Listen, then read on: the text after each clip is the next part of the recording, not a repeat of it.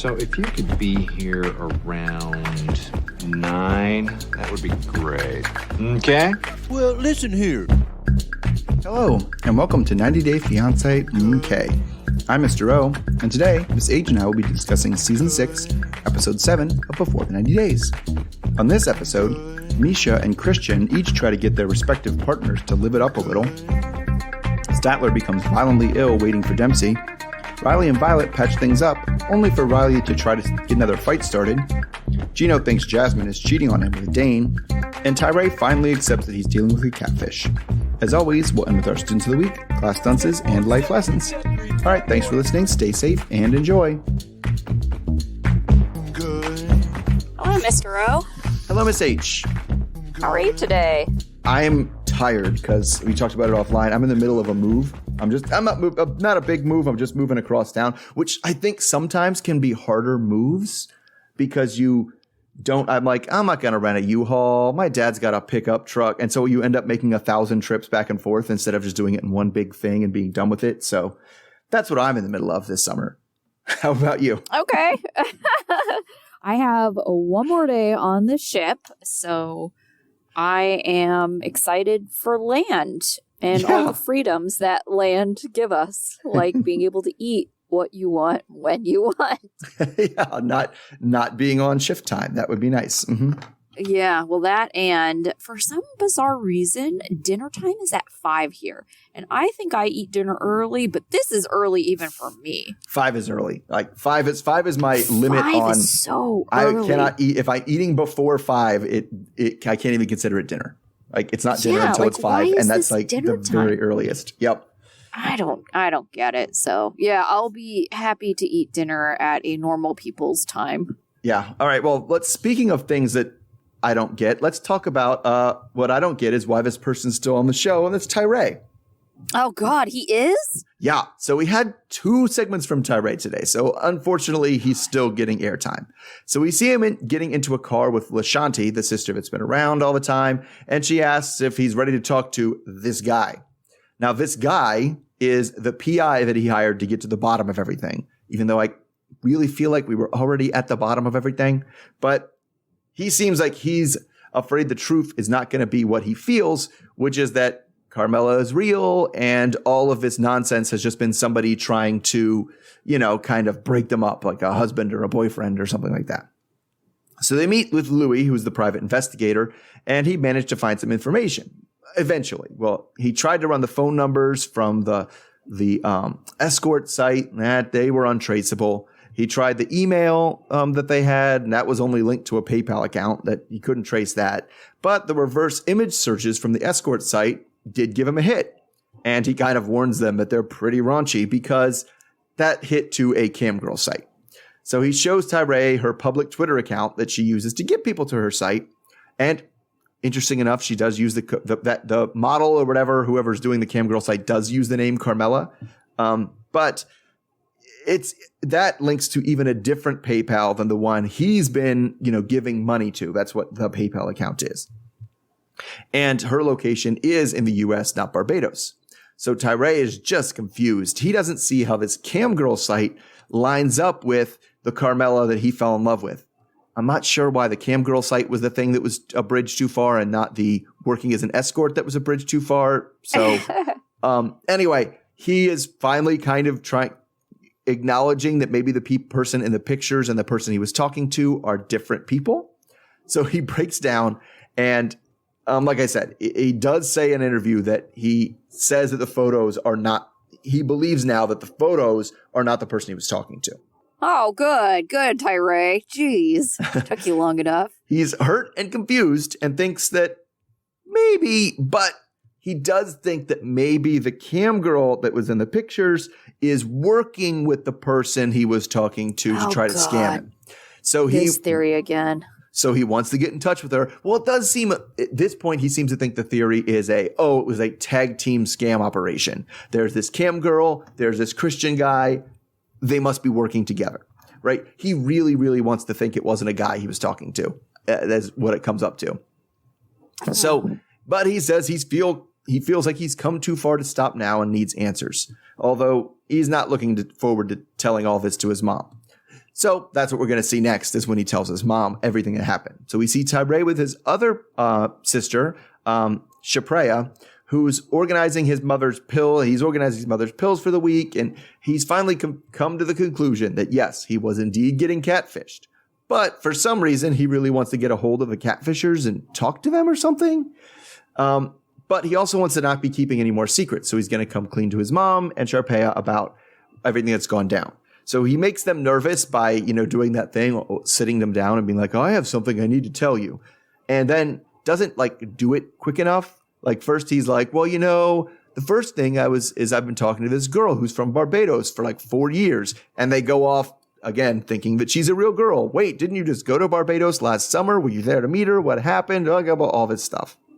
Eventually he gets on and says, that's just the tip of the iceberg of a story though, because of everything else that's gone down. So he tells them what he needs is he needs to get closure. So he's gonna go to Barbados to try to hunt Christian down or something and understand why he did this. So both his mom and his sister say they're ready to act up. They're ready to kind of come after this person for hurting him. But seriously, what's the point of doing that? So everybody, Sharpea especially, is frustrated because they're like, why? What are you doing? What's the point? And he doesn't really have answers for that.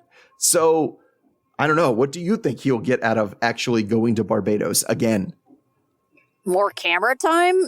Basically. What else is there to get out of this? It's like to see with his own two eyes. I do not get why he is so insistent on holding on to this scam. It's a scam. And I think he's finally come to the realization that it is a scam, but now he needs to almost resolve it in his mind that there was some sense of reality to it. Right. So that's why he's like, oh, Carmella and Christian must be in cahoots, and they're working together. And Carmella is somehow tied to him, whether or not she was the one communicating with him or not. In his mind, he thinks that, this would somehow be a better situation if Carmella knew of his existence in some weird way. Right. And so it's going to see Christian is his only connection to Carmella at this point. And it's this guy just picked some random. And I'm not exactly sure if Christian even sure he lives in Barbados? That's the only thing we've gotten from Barbados was from what fake Carmella was telling him that she lived in Barbados, So I'm really confused. I mean, I kind of have a slightly different theory about I need to feel like something was real. As I kind of feel like it's very similar to the reaction of somebody who finds out they've been cheated on, right? To me, it's very similar. The whole basis of this relationship got pulled out from under you, right? And so, and really commonly, what the person who has been cheated on wants is they're like, I need all the answers. I'll just feel better if I have every answers. If I know every detail, everything that went on, that's what I need to move on or to move past it or to heal or whatever. And that's one of those things that you go and you tell that to a therapist and the therapist is like, no, that's not what you need. That will not help. I'm telling you right now, that's not going to help. And that feel like he needs that therapist being like, I understand why you feel like you need to know exactly what went down with everyone at what point, but that's not going to help you heal from this.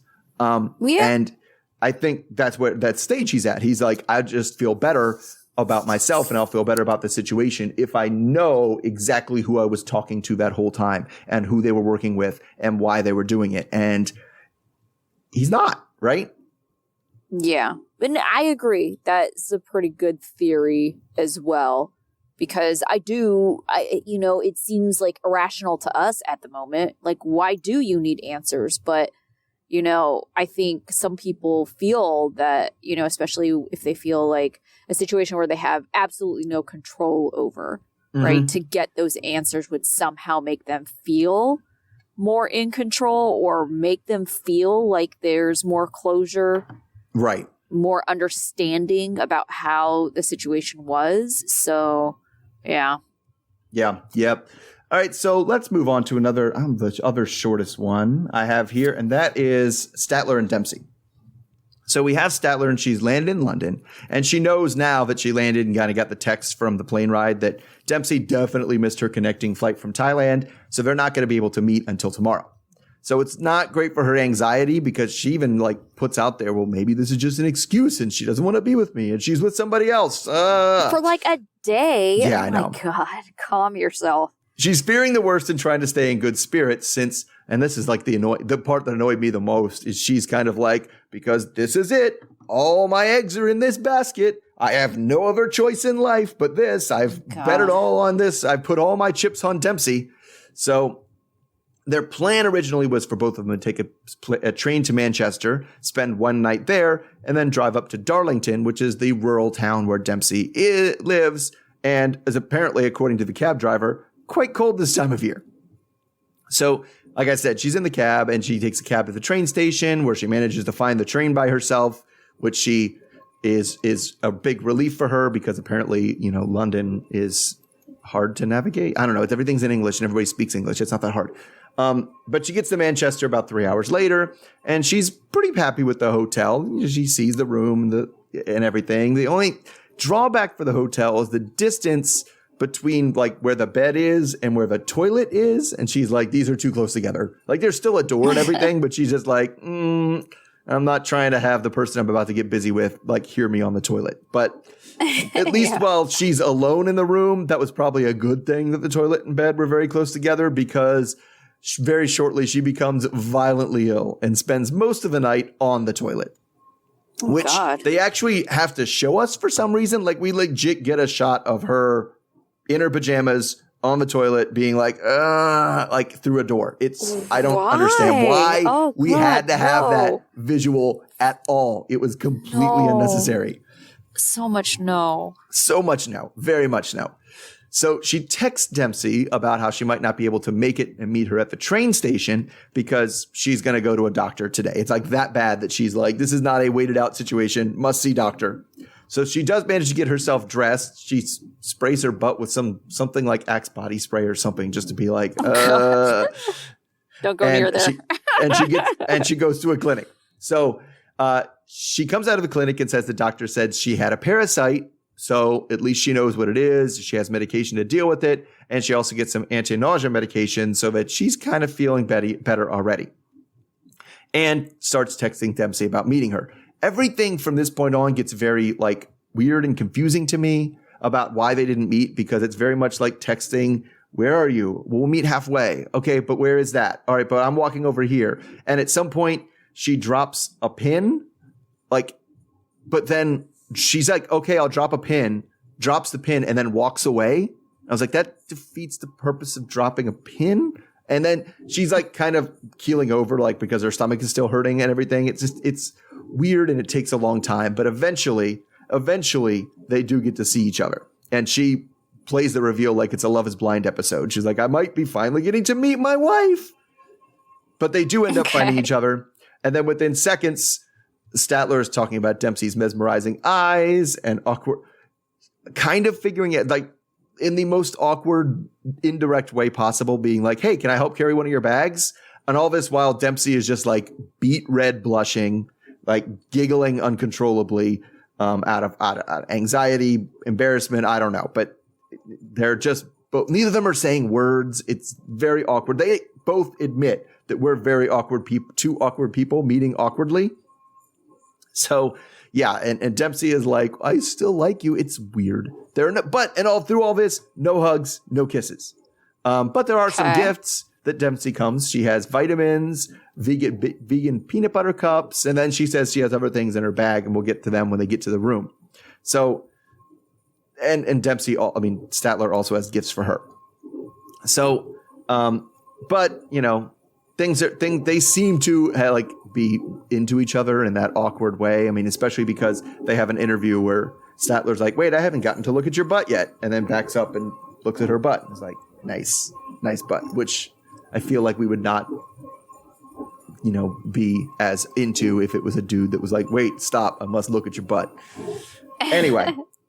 So, it's all pretty straightforward, and this might have been one of those had to see it ones, but I guess we'll go back to that. Why did production think we needed to see her literally on the toilet being sick? Like that? Wait, why? okay. I'm confused. So she was feeling all kinds of sick. No, who's the her? Statler. Statler was the only. We only saw Dempsey for the very end. Okay. Yeah, we only saw Dempsey at the very end. It's easier to remember because like Statler seems like a Texas name. That's a Texas name. Well, I mean, it's not like Dempsey doesn't strike me as British either, but she's very blonde. And Dempsey definitely strikes me as more British than Texan. I don't know. Okay, so the difficult part for me is that I have literally never seen these people. I only know from your summary, and so it's like to get them, especially when they're both women. So you're using your she, hers, her and kind hers of like, and she's. Yes, for sure. Yes, and I'm like, which one's which? Yeah. Okay. Sorry, I just had to so reconcile that in my mind. Okay. I have no idea. I don't know why they would show that. That seems like super unnecessary. We get it. She's sick, and I feel like she is not the first person on this show to have been sick by something, and we did not get that much detail. Yeah. I feel bad that she had a parasite. Where'd she pick that up from? Like airplane food? It couldn't have been. She was on the airplane. What? I don't know how quickly a parasite gets to work. I don't think I've ever had a parasite. Oh, I think pretty immediately. Actually, it was funny when I was in the Philippines, my friend who was traveling with me, we both got sick at the same restaurant, and mine was very mild. It was uncomfortable, but it was mild. He was straight up laid out. He actually eventually went home after a couple days, and they thought he had a parasite. So we could identify. It was the next day. Maybe 12 hours after. If it's food poisoning, I've never gotten a parasite. I've definitely had food poisoning, but never from a parasite necessarily, because that's usually that night. If I ever have food poisoning, I eat something for dinner. That night I'm, in and out of the bathroom all night. And then the next day at some point I start to feel a little bit better. Right. And that's that. So I guess it could be pretty quick. But yeah, I guess either airplane food or train food or something, but it seems that's the question, is did she pick it? Did she get it did she just have terrible timing and she got it in Texas before she left, or did she just immediately get sick when she got to England? But it definitely was something that I don't know how bad it would have been otherwise, because it was compounded by her anxiety and stress about doing this whole thing. So, one of those things, I feel like she would have been already not feeling well and already, I definitely know a ton of people who stress definitely mess with their digestion, right? And they get stressed out and things are coming out one end or the other. And to have a parasite on top of that is it just sounds awful. Honestly, I feel like this was kind of a weird blessing in disguise for all parties involved, because had she not been sick, I feel like she would have probably reached out to her ex and tried to meet up with her. That's true. Yeah. She did get out of London before she was sick. So she was in Manchester. But yes, if you were spending all that night in the hotel, just twiddling your thumbs, being do, what am I doing? Instead of spending all night at the hotel being I gotta get to the bathroom again. Then yeah, you might have some of those idle hands of a devil's plaything type thing, right? You're yeah, that maybe, and we'll see. They both seemed, like I said, they were self-proclaimed awkward, and the meeting was definitely not smooth. Neither of them are smooth. Statler was just being hey, hi, and Dempsey was just uncontrollably giggling. But it was clearly that anxious kind of laugh. I don't know. It was, but I don't know. They said they were going to do stuff that night, so we'll see how that went. Well, good luck to them. Yeah, right. All right. So let's just jump to people who definitely aren't doing stuff, and that's Gino and Jasmine. So yeah, we get some fast motion B-roll of the Panama Canal locks. So that means we're actually getting to Gino and Jasmine, and Gino is finally getting to actually see the Panama Canal, which he's been dying to do since they've met pretty much because, he's an engineer and, they get there and Jasmine explains how the locks work. I'm pretty sure Gino already knew how locks work, but Jasmine uses but then she tries to use the canal to make a connection. She's like, oh, it just shows that the U.S. and Panama have always had a love connection. And right, ha ha ha. And he's not even paying attention. He's just looking at ships looking straight past her at ships. Ooh, huh. So Jasmine thinks he's been acting all weird, especially since last night, but isn't sure why. So she tries to break down their communication issues, saying listen, I'm very much trying to communicate to you right now. Perhaps you should listen to me. But he doesn't get it. She's like, we've had some communication issues in the past. And he's like, I don't know. He kind of says it's a you problem because, she's like, I had the same kind of issues with my ex. And Gino's like, well, I had an ex for 8 years and we talked just fine together. And she was like, but you still got divorced. So was it that good?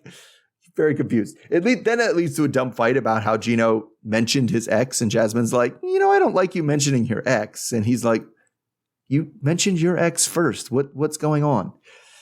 So anyway, the real issue here, what's really going on behind all these petty little arguments is that Jasmine is talking to Dane.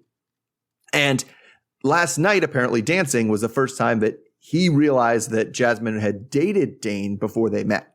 So they step away from the canal and Gino really struggles to open a granola bar. They spend a solid minute on Gino trying to open a granola bar package, just struggling with it. Okay. Jasmine she keeps trying to ask what's wrong before he finally comes clean about what's bothering him. So she says there's nothing going on between her and Dane, but he's not so sure about that. She says, you're being crazy. And she was like, well, this is crazy. And he's like, that's right. It is crazy. And then she starts to nervous laugh. And he's like, I don't understand why you're laughing at me. This is serious. Are you cheating on me? So they're talking. And then she says he's just a friend with nothing going on. And he points out the double standard, how he's not allowed to talk to his exes, but she is. And she just states the obvious thing we've been saying. She's like, well, I never sent nude pictures of you to one of my exes, so it's a little bit different. So, she finally played that card. Jeez, yeah, right? We've been waiting. Yeah. Right. Although she is still not coming clean about everything because she knows that he doesn't know that Dane lives in the same building as her. So she fields some of his questions as it comes out, like how often do they talk? At least once a week. Have they met up in person? Actually, we met a few days before you got here. And then it comes out because we live in the same building. So he's really mad now because he's paying for her to live in that building. And so now he kind of is still pretty sure she's hooking up with this guy. And she's like, wait, why am I paying to make it easier for you to hook up with someone? Why am I paying the rent for that? That's not cool. So he asks if they've ever had, if her and Dane have had sex since she broke up with Dane. And she was like, well, yeah, we had a friends with benefits thing going on for a while. But after I met you, that all stopped. So I said, once I met you. She was like, not like, I was doing that for a while. Once she met Gino, it stopped. So he also asks if she's even thought about having sex with him since then. And she doesn't really say no, but more like this is like a miscommunication. Not like she was considering having sex with him again, but like, well, yeah, we don't have sex. And I sometimes like to think about when I had sex and it was nice. So maybe if her and Gino had a better sex life, then she'd be thinking about Gino instead. So Gino then tells us that Jasmine's definition of cheating cheating when it applies to him is just even talking to an ex. So this is way worse than that. So by Jasmine's own definition, she's cheating on him. So he doesn't know what to do. All right. So, I mean, this seems like a weird, maybe I'll get your opinion on it, because it seems like a weird standard to me to be like, nope, if you've ever fantasized about another person while we were together, that's cheating. Like, that's insane, right? Yeah, I mean, how can you keep someone accountable to those standards too? Like, right. I don't know if you really truly believe that if the other person's going to admit to it, because it's like going to put them in trouble. But I don't know. I feel like Jasmine is only telling him about this and like kind of suggesting like, well, if we had a better sex life, like maybe I wouldn't think about this person. It's all manipulation, right? She's trying to get more out of Gino. I think she's trying to elicit some amount of jealousy, you know, to get him to be like, oh, I need to step up my game. Otherwise, I'm going to lose this person. I feel like she's trying to kind of tiptoe around that kind of scenario without like, you know, full on being like, other men want me. Like, you know, you need to step it up because I could leave you. You know, without explicitly saying that, it's like she's trying to set up the pieces so he could figure it out himself. Yeah, I mean, that's part of it. I mean, I think she's very desperate to find any way to like get him to have sex with her at all. But I also think that the reason that's such a problem is because I totally believe that Gino's using that as his method of having control, and of his method of doing that is like, oh, she'll do like all kinds of stuff for me to try to get, if I won't have sex with her, like, and she's going to, you know, bend over backwards and she's going to look how nice she's being because that's what she wants and that's what she's going to try. So I think they're both, you know, doing their own kind of tricks to exert control, but they're kind of like, I don't know, they're grinding their gears against each other in the way they're doing it. Right. Yeah. Because, you know, I'm kind of with you that she is, telling him this. It just seems like, I don't know, a weird thing because she doesn't even say, at least I didn't take it as her saying like, oh no, like, you know, since I'm not getting any from you, I go and take care of things myself. And when I do, I'm thinking about Dane, right? As much as she's just like, I remember that fondly. Like that was, which doesn't everybody do that? Like you're not supposed to be like, once you're with a new person, you're supposed to pretend like you never had any good times with the old person. Like that just seems weird to me. Like it seems weird, and it's also an impossible standard. Like you're never going to reminisce. Like that's, and obviously you're going to be like, well, no, obviously that person was wrong for me, and I want to be with you. But to like think, like not even think about your past. It's one thing to not talk to exes, and they both kind of have that same standard. And that's certainly Jasmine's standard for Gino, which is just untenable. Like never mention your ex, any of your exes ever. Like you shouldn't even be thinking about like, you know, how your communication was within that relationship, which is also insane. Like you can't possibly do that. Yeah, that's pretty unreasonable. I mean, honestly, though, I can understand her feeling about like, don't mention your ex, because it's like, yeah, that's probably really super triggering to her because of what she went through with Gino and his ex, you know, so I get that. But to be like, you can never think about that person, it's like, well, you can't really control that. Right. It's like the whole thing, like, don't imagine this thing. And then it's like that person's automatically going to imagine that thing. Yes. Just saying, don't think about your ex, a picture of my ex pops into my head. Like, because that's what you just mentioned. Right. And right. I don't know. I also think it's like, I definitely think it's not unreasonable to be like, stop comparing me to your ex. Like that's definitely a thing that you should not be doing in relationships. Well, you know, when I was with so-and-so, it was different. She did the dishes all the time. Like that. No, that's bad. But just to be like, which I guess is kind of a little bit, well, my communication with my ex was just fine. It must be your problem. So that now that I'm saying it out loud, it might be worse. But like, yes, to be like, no, she like she's freaking Voldemort or something, and you can't say that her name should never be spoken. No thinking, like, banished from everything. Like that's, I don't know. That's a too heavy of a burden of jealousy to ask your partner to carry, of your own jealousy. Well, I mean, if it's, you know, really motivated by jealousy, because like I said, like she might just have like the mention of his ex might legitimately anger her. Yeah. You know, like considering what's happened, I think that's like fairly reasonable for her to ask him never to mention the ex if that's how, like, the headspace she's in. And it's because it's a consequence of his actions with Jasmine. And in that case, I think it's absolutely fair. I don't know. I think that to me is a headspace that she shouldn't be in. That's not a healthy headspace for her to be in. And like, she shouldn't be angered at this mere mention of someone's name, especially because that someone didn't wrong her. Gino wronged her. Gino did wrong, right? And because I always do that. I always get mad at the people. I'm not mad. I always don't understand when there's cheating involved or something, you know, a betrayal in a relationship, why they get mad at the person who was the other side of it, right? If Gino. Well, because the ex is the one who blasted that shit out on social media. That's true. I'll give you that. Yeah. She turned around and put everything on social media, right? Which. Yeah, I feel like in the U.S. you'd be able to sue that ex. Mm-hmm. Yeah. Okay, I will go back and forth. The ex did directly wrong Jasmine in that case. Yes. All right, so let's move on to let's talk about. I'm going to save that one for last. Let's talk about Meisha and Nicola. So we start with Nicola introducing Meisha to his baby, which is his car.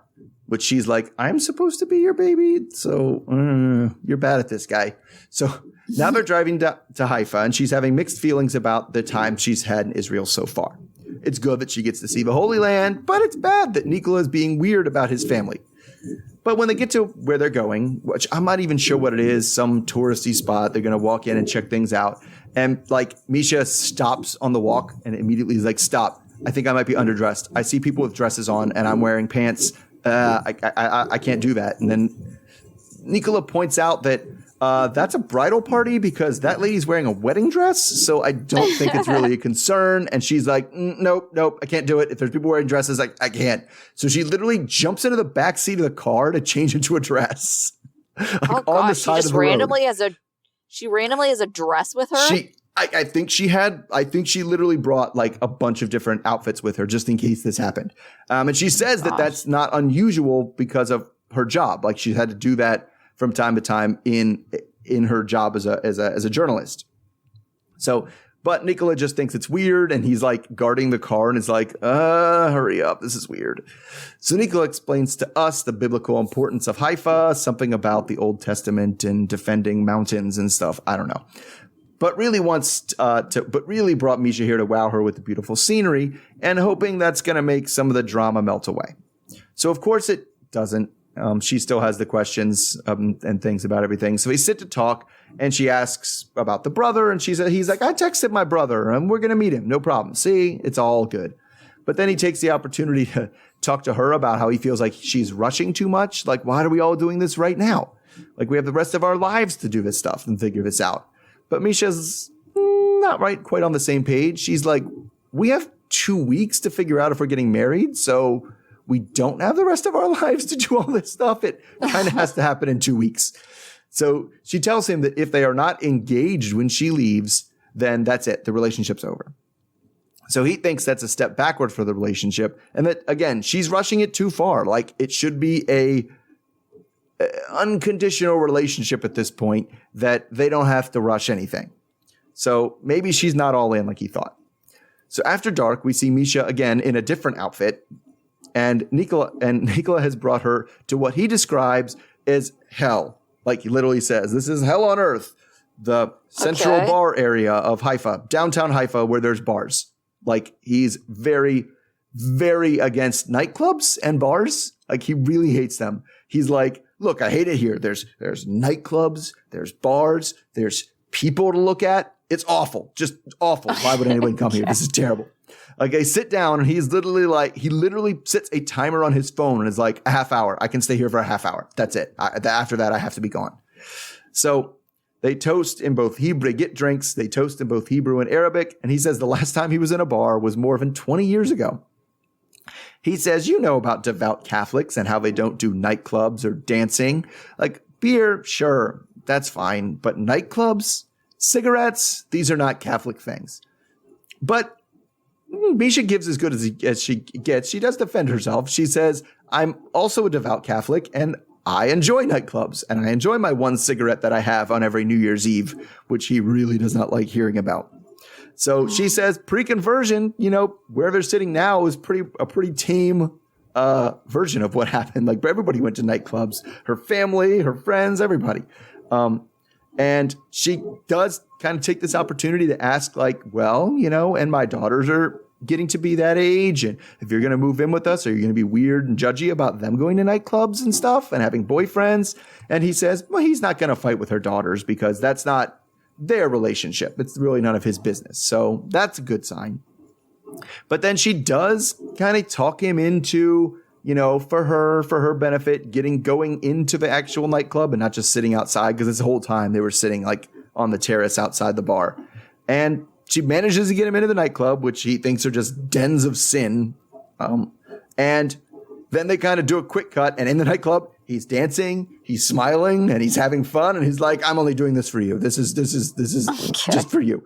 So it's very weird. So can you think of, I don't know, can you come up with a reason? I could not come up with, he explained it a little bit in the show about how nightclubs are only about sin, about why nightclubs specifically, like, would be so, what he considers sinful. I couldn't figure it out. The only thing that I could think of is the idea of drinking at a nightclub would probably not be okay. And then the other thing I would think of is provocative dancing. Yeah, I think that was it. I'm not sure he knows the difference between a nightclub and a strip club. And I think he was just like, people just go there to gawk at women.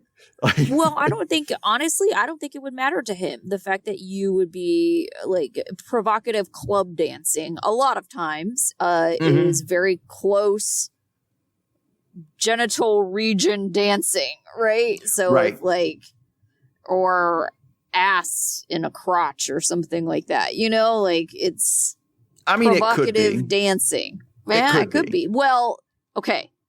Maybe it could be for individuals, but that's most certainly happening with someone in the club.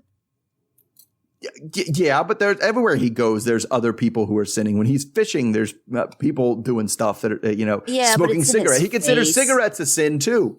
Just because there's other people smoking around doesn't mean everywhere people smoke is a den of sin and debauchery, right? Like, because that's what the thing he did he's very, very close-minded, right? And he's just like, the purpose of dancing is to, he's definitely the kind of person that thinks the purpose of dancing is to more or less show people how good at sex you are, right? Because if you can move on the dance floor, then you can move when you're having sex. Like, there is a certain type of gross, like, internet bro that thinks that kind of thing. Like, it's just, that's evolution. Like, the only point of dancing is to grind your crotch. And so it, like, you're showing off like you're trying to, like you're a bird trying to find a mate, right? And that's not right. And people enjoy dancing because they enjoy dancing. Like, there's plenty of people who would be like, okay, you're going to go to this, probably more women because we're a very homophobic society, but for as far as men go. But like, if you told women you're going to go dancing at a club and there's only going to be women there, a lot of women would be like, cool, I like dancing. I will dance anyway, right? That's fun. I'm not there to pick up a guy, right? Sure. And I'm not there to gawk at guys that I find attractive. But I feel like he would be like, no, that's not true. That's not right. People are there to, I'm trying to think of what the word is. People are just there to excite one another. That's all dancing is for. At least, and that's kind of what he said was basically you go in there to get yourself turned on. It's so, everything he says when he talks about stuff that he literally doesn't like just sounds like you don't know what that is, do you? Like, you've never been there? So I don't know where he's hearing this from. I don't know. I mean, I certainly feel like he lives a very sheltered life. Right. Mm-hmm. And I think he's okay with that because he's using, these very, very strict religious values as his reasoning for kind of staying in this little bubble. So It's going to be interesting because I don't care how religious Meisha is. She's not from a culture that lives or thinks like that. Right. And her previous non-religious life is very much different. So I don't know how. I don't see how these people are matched. No, I don't either. Because I definitely appreciated Meisha being like, well, I'm also a devout Catholic and I don't think that's a sin. So like, right. We obviously don't all think that. Right. Like, yeah. And so, I mean, I definitely appreciated her doing that and not being like, oh, really? Is it? Oh, my goodness. Because it's, I don't know. I think that a lot of times, and I'm not against the guy. If the guy legit is like, I don't think nightclubs are fun. It's too loud. It's overwhelming. I can't hear who I'm talking to. I'd rather just have a quiet night at home. That's a completely valid personal preference. But don't wrap your personal preferences up in, actually, my religion tells me I have to hate it. Like, don't do that. Just say you don't like it. Right. Yeah. All right. Yeah. So let's move on to Riley and Violet. This was interesting. All right. So Riley, remember we had this whole thing last time where he met her family and all that went down. So Riley thinks that things ended pretty well between them, even though they had the big blow up fight about the guy texting Violet or whatever. Because at the end of the day, he did meet her family. And the next day they're meeting up to go to the War Remembrance Museum. So they're walking around there and he's really enjoying seeing all the U.S. military hardware. He's a veteran himself. And so he kind of like knows what a lot of the insignias mean and things like that. But he noticed that Violet's being pretty withdrawn. So she says, because she's just confused by Riley because he's either very sweet or very mean. And she also kind of wants to tell him that his behavior from last night wasn't acceptable.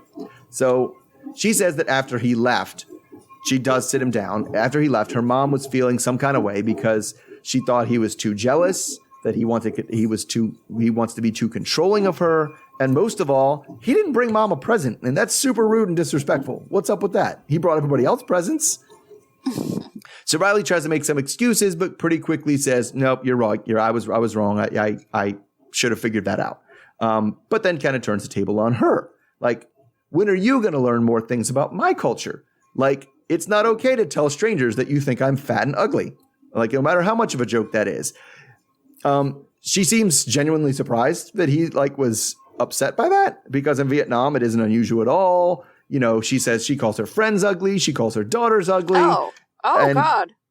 Yeah, and he says, okay, I get if you're, joshing people or, joking around with them in private, but in public, that's no good for me, right? And he also added on to that, his feelings were compounded by this because he feels really out of place. He doesn't like that he's the only dark-skinned man around, and she's going around calling him ugly to everybody. Like, he didn't use the term, but it almost feels like a racial slur. So she never really thought about that. And so she does apologize and says she won't do that again. So he says they both have a lot to learn and he's willing to try. So maybe they'll go to dinner tonight. And she says, yes, but is it okay? Communication wise, is it okay if I wear a sexy dress? And he's like, well, yes. And then the first segment ends. So it seems like things are going well, but then we get to the actual sexy dinner. So it's going to be at the rooftop bar of the hotel. And it all doesn't seem like he's learned much about culture, because I feel like, didn't the first time we meet, she was like, oh, one thing you need to know, never leave me waiting. The man's always supposed to get there first and wait. Well, he didn't. Yeah. He didn't learn that lesson. She was waiting for him again. So they both compliment how the other one is dressed. He's in like a white suit. She's in her sexy dress. And it seemed this, I think, might be their relationship's high water point right here. Because they actually seem excited to be together and into what's going on. So she asks him to tell her more about the culture. Like, well, let's say your family didn't like me. Like, how would that go down? Because in Vietnam, if your family doesn't like your potential partner, then that means they're no longer your potential partner. But he says in America, it's nice to have everyone get along, but at the end of the day, it's his decision and his sister doesn't have any say over it. So she says she's not worried about it because, her and his dad seem to get along pretty well. But that's when he's like, yeah, but you said really mean things to my dad, but kind of backs off because they have an agreement for the dinner that neither of them is going to bring up bad things. But he's not going to bring up bad things, but that doesn't mean bad things aren't going to be brought up, because almost out of nowhere, he kind of goes like, yeah, I want you to meet my friend Tiffany. It's really important. She's an important person to me. So I'm going to FaceTime her right now. And he does. And Tiffany is someone that we met before that has a lot of problems with Violet. So he hands the phone off to Violet and then says, well, I got to go to the bathroom. You two get to know each other. So he's thinking that Tiffany can get some of the answers out of Violet that he hasn't been able to get. And Tiffany, I don't know, she tries to couch it as a getting to know you quite type thing, but really cuts the crap quite quickly and is like, so, I remember how you told Riley he had to get off a dating site, but you stayed on the dating site. What's up with that? Why'd you do that? That seems like bullshit. So at this point, Riley comes back and Violet is just like looking at the phone and then looking at him being like, what, are you serious with this? What? And he's like, why are you looking at me? Why are you looking at me? You're talking to my friend. Answer her. But Violet clearly knows this is just a trap that Riley has set up and doesn't want to answer. And that's actually the last we see. So I just going to ask you, how would you react if your potential partner put you on the phone with their friend, dipped out, and then their friend started asking you like ridiculous questions about how this relationship was going? Yeah, I don't know if I would feel obligated to answer like Violet. I mean, I feel like I would probably just say that's between me and my partner. And if my partner has those kinds of questions, they can ask me. Mm-hmm.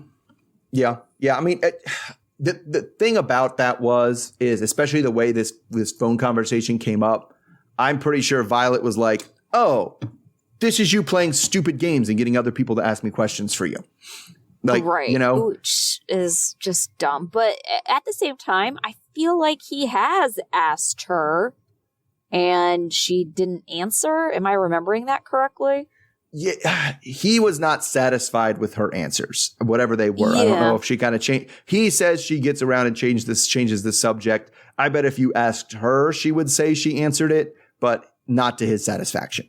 Right, because in a situation like that, like, that's difficult because it's like, and I feel like there's been other, like, couples on the show that have done things like that, where it's like, the person either doesn't believe the answer or thinks there's something more to it, so then they get their friends to ask them the same question, right? Thinking that somehow, you know, like, they can compare inconsistencies or, you know, why would your partner be more honest with your friend? I don't your know. Random That's so weird ass to me. friend who's in interrogation mode than you. Like, you it know, makes it's sense like, that they'd what are be- they going to find? Yeah, that it makes you more sense. Couldn't.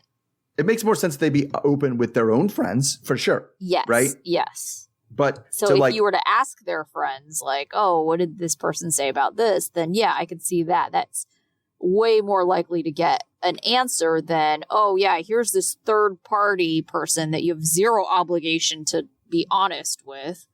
Yeah, Right, and and they're not going to only- somehow wrangle the answer out of you. yeah, as if you don't know, whatever you say to this friend, they're going to immediately tell your partner. Like, Right. we know, they all know that. Like, if I say something bad, it's getting back to them. Like, what do you think? They're going to keep it in confidence? Of course not. It's such a weird, it's such a weird trick to pull anyway. And let alone to be like, I don't know if I could. Like, that's, as someone's friend, to be like, I want you to interrogate my partner about some of the doubts we have. I would be like, Right. I'm not doing that. No, like, you absolutely, Yeah. I will sit. If you want me to sit in the room with you while you do that so that things don't get out of hand, I will do that. I am not asking your partner questions on your behalf because you have doubts.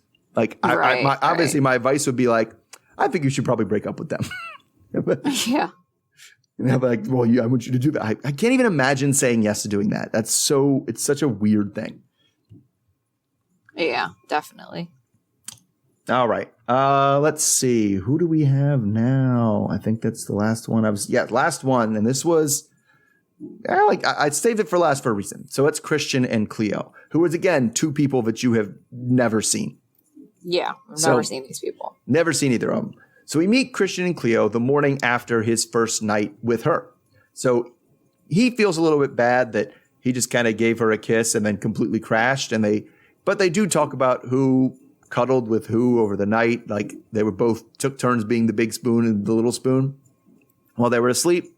So Cleo tells us that she was hoping for a little more physical affection from him because, as she describes herself as being pretty clingy. So she starts off the morning by taking her hormones, which, unlike in the US where hormones are generally administered by pill, she has a topical gel that she rubs into her arm, which I thought was fascinating. Like, I didn't know you could take medicine like that. That sounds awesome. But Christian is confused by this gel because he's like, wait, can I not touch your arm now? And like stuff. And she even makes a crack to be like, no, you don't worry about it. I rubbed in the gel. You're not going to turn into a trans woman. It's fine. So he still is like, So they feed the cats, and then Cleo asks what he wants to do today. So he doesn't really have a plan. His plan is literally, I don't know, I guess we'll just like check out London. So that's not a great answer for Cleo because we also have to remember that she is autistic, and she really, as like most autistic people, really, really likes her routines and really, really likes to know what's going on. But she still is going to be like kind of going with swinging the way he's swinging because she doesn't want it to get in the way of a good time. So, of course, they kind of have this same montage of them seeing all the sights. You know, like they are at Parliament, there's Buckingham Palace, there's the Tower Bridge, all the London places. So after dark, they go to the bar, some bar in the Thames for their first date. So he apologizes for not doing more last night. He was just tired, you know, and she jokes that, you know, whatever, I wasn't going to sleep with you on the first date anyway. Ha ha ha. But the bar they're at is a pretty quiet bar. The two of them have a couple drinks, and then Christian starts to blab about like, well, you know, when I usually go out, like, you know, I drink, like I'll have like 2 or 3 of these, like another whiskey. And then we start doing karaoke and dancing. Like he spends a lot of time talking about how much he drinks when he goes out in this episode. How he likes to karaoke and dance. And he's like, well, what about you? Do you like to dance? And of course, no, she doesn't like crowds. She doesn't like, she doesn't know. It's not her thing. So, but he's getting he's bored at this bar that they're at. And so he wants to go find something a little livelier and hoping that, you know, if they find something like that, he's going to get her to come out of her shell and make her feel a little more confident in this. It'll make him feel more confident in the relationship if she does so. Yeah. So they go to a different bar that's much more Christian speed. There's lots of like decorations and lights and, you know, Union Jacks up all over the place. And there's music playing, and he loves it. He's like, this is great. This is like my personality in bar form. But Cleo thinks it's small and crowded. And you can see almost immediately she's starting to get sensory overload. She's kind of doing that, like rubbing her head, like temples, like things, like her routines or whatever that she does when things start to get too much. So they get their drinks, and he really, really seems like he wants to get at least buzzed really quickly. He's like, do you mind if I drink like a lot of this right away? I want to get ready for that, whatever. And I don't know why. So then he tells her, you know, things are crazy. Like you wouldn't believe it. Like on the plane, this is how things are with me. And then tells her a story about how on the plane to England to see her, he was, as he just says, kind of drunk, but I think he was really drunk on the plane. Oh God. And like couldn't find his seat on the way back because it was dark and he was drunk and their planes are big, and like couldn't really figure out where his seat was, and then just started talking to these random, and he's like, I don't know, they were young. They were like 21 years old. And we just started talking, and he sat down there's an empty seat next to him. So we were just talking there. And then was like, and then I decided, well, maybe I'll go back and get us a nightcap. But like when he went back to the flight attendant to ask for drinks, the flight attendant literally cut him off like he was at a bar. She was like, no, I've heard of you. I'm not giving you any drinks. He was like, what? Heard of me? He was like, and then kind of wants Cleo's opinion of his story. So she's like, that sounds creepy.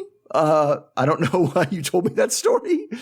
So he gets him backpedaling really quickly when she more or less calls him a creep. And he's like, well, no, I would never done that sort of thing with you on the plane.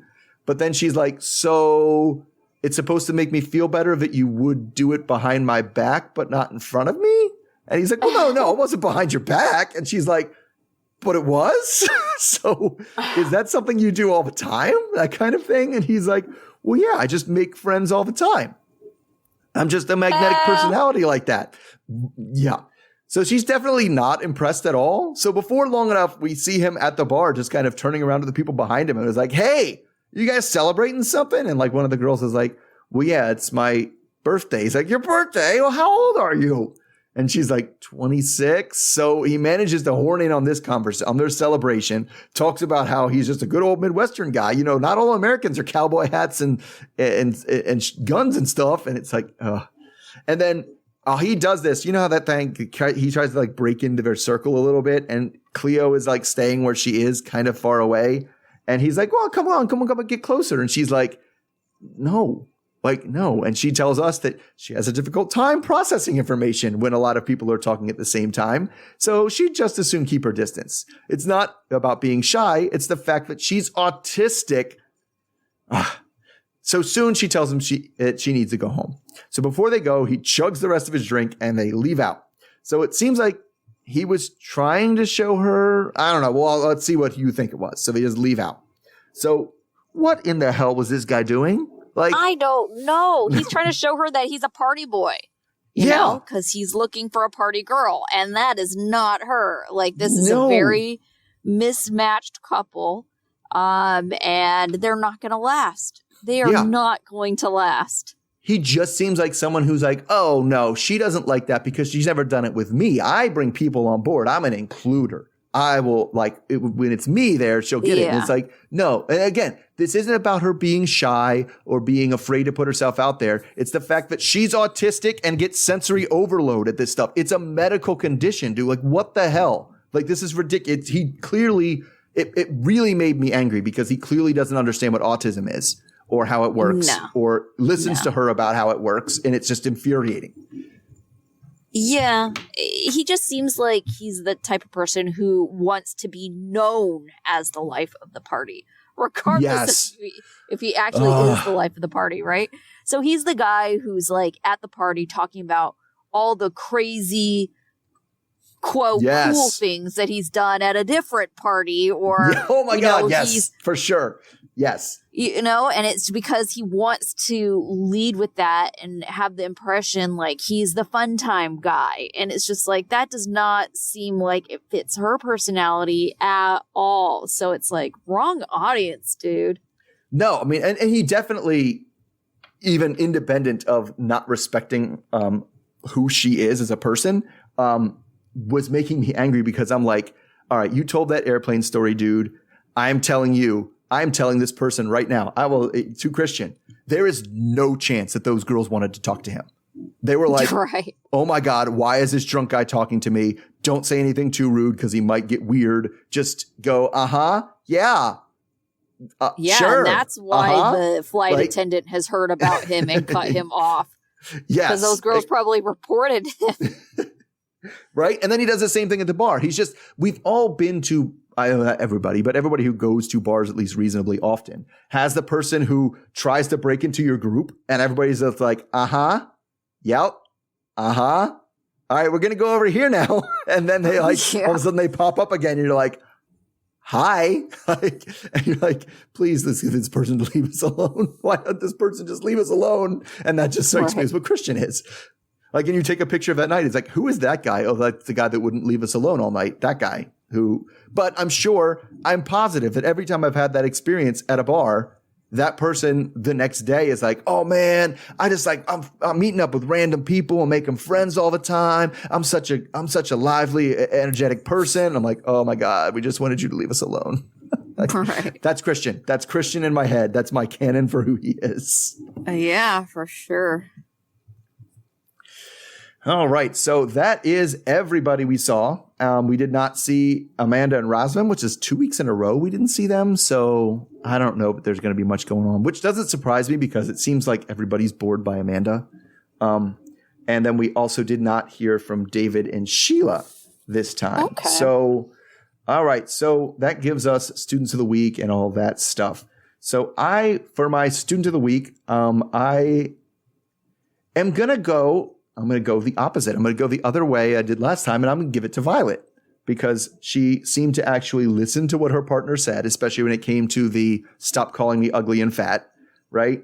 And then also, she seemed to actually try to make improvements this time, and this time it was Riley that was like, here, let me throw a grenade on this relationship for no reason. So I thought she did a pretty good job communicating this time. Yeah, I would agree with that. Yeah, it's hard. It's hard. This is the last time that we're going to be doing this kind of format. Yeah, hopefully sure. ever. I'm saying it. I'm You're like, that sounds reasonable what's to going me. on. Yeah, sure, that does. It sounds reasonable to me. Yes, next week I will have actually watched the episode, so I'll have a little bit more sense. Because well, I also feel like I don't know if you're going to catch up with some of the old episodes, because then you can be like, "What did Mr. O say? This is not how I cook the same thing you saw." Right. Yeah, I'm going to try my best to catch up on, I think it's 3 episodes that we've done this. So this is the 3rd one. Yeah. Yep. That's not too bad. I have like over a week to do it. So yeah. And so, I mean, as was, I think pretty dead giveaway the way the way we read them and everything. I'm Christian's my dunce. Like, what is this? Like, you can't force your partner into, and I tend to find this with extremely extroverted people, right? They just think that the introverted people or the non-neurotypical people that they met just haven't been with them. That's why they haven't had fun doing this stuff. It's me. I'm special. I'm a special person that everybody loves when they go out. And it's like, no, like she's not neurotypical. Like she does not, you have to listen to what she says and respect what she says when she's like, I'm overwhelmed in crowds. And be like, he literally was like, I just wanted to come more out of her shell. And it's like, then you want a different person. Like you just don't want to be with this person. So Christian was my dunce. It does seem like a weird, like, why are you into this person to begin with? Yeah. And I mean, it makes sense to me because I think a lot of, it's very different when you get somebody into a social setting or a bar setting, right? Than it is one-on-one, because he probably is pretty outgoing and he probably does crack jokes and is like, affable when they're one-on-one, but she just can't handle how much he wants to go out and how much he wants to be around people. Right. Yeah. But that's what I'm saying. I feel like her personality wouldn't attract him. Yeah, sure. Yeah. Oh, I mean,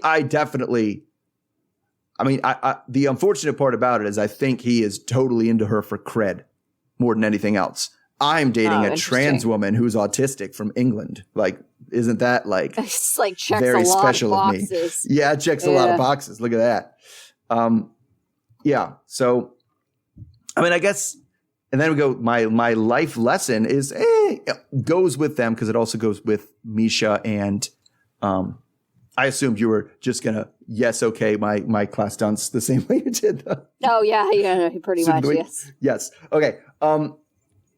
Goes with that. It's like one of the parts of kind of making up a relationship is coming to a place where you both want to do similar things, right? And it's a matter of you can't,